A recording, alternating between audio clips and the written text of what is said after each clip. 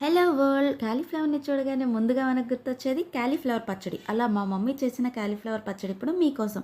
ముందుగా పెద్ద పువ్వుని తీసుకొని ఇలా చిన్న ముక్కలుగా కట్ చేసుకొని 10 సెకండ్లు వేడి నీళ్ళల్లో ఉంచి వెంటనే తీసేయాలి.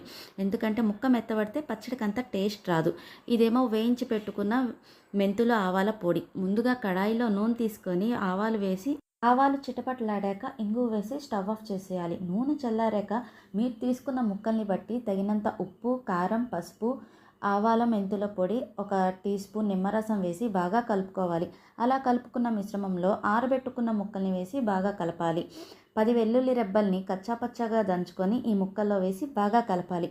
అంతే, గుమగుమలాడే నోరూరించే ఈ పచ్చడిని వేడి వేడి అన్నంలో కలుపుకొని ఒక ముద్ద తిన్నామంటే చాలు.